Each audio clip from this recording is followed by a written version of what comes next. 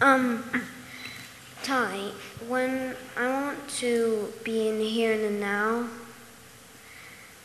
how can I not suffer when people are not being good to this world?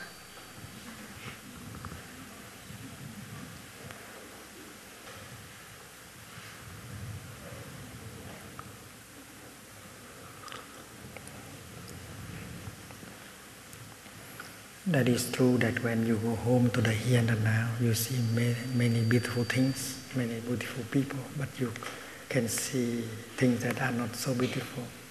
People who are not so kind. So the answer is a little bit similar to the answer to the other question. There are bad people, but there are good people. There are nice people, there are mean people. There are positive things and there are negative things. But life is like that. There is the mud, there is the lotus. And without the mud, no lotus can grow.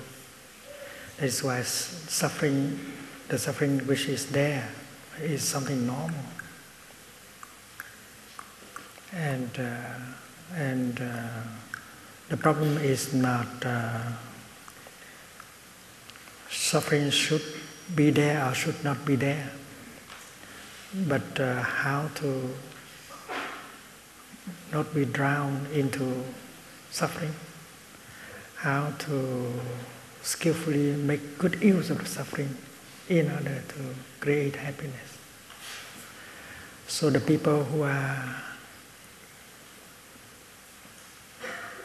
are doing harm to the world, they are killing, they are destroying. If we look deeply, we see that maybe they don't want to kill, to destroy. They do not have the joy to kill and to destroy.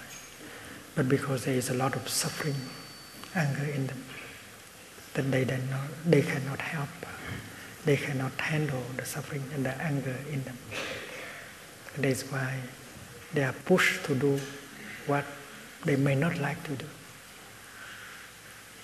And all of us do that from time to time.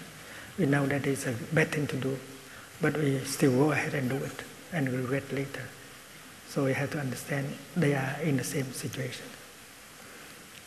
They may not be willing to do it, but because there's so much anger and hate and violence in them, that they cannot resist doing that. So the problem is not to punish them, but how to help them. Help them transform the anger and the suffering in them.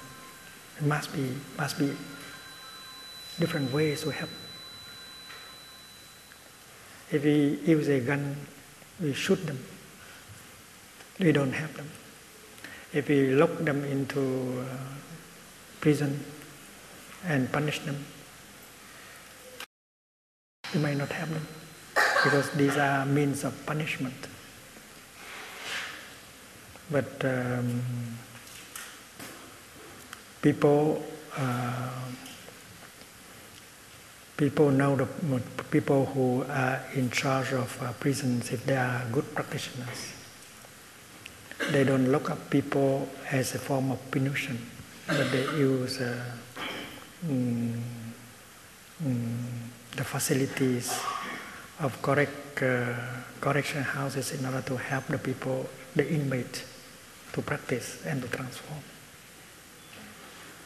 And if guardians of prisons, they know the practice of mindful breathing and transform the anger, they might be able to help the prisoners, the inmates, the prisoners to do the same. So sometimes you have to lock people up so that they will not continue to destroy and to kill, but to lock them up out of compassion and not out of anger. That is possible. And when we have locked them up, we will tell them that you are forced to do so, but we want them to collaborate with us. practicing mindful breathing, calming the anger, seeing things fully, developing compassion, and you will get out of prison very soon if you practice. So in prisons, if the administration of prisons know that practice, they will help transform the inmates of prisons and help them to get out of the prison sooner. So there are many people who are causing a lot of suffering to the world.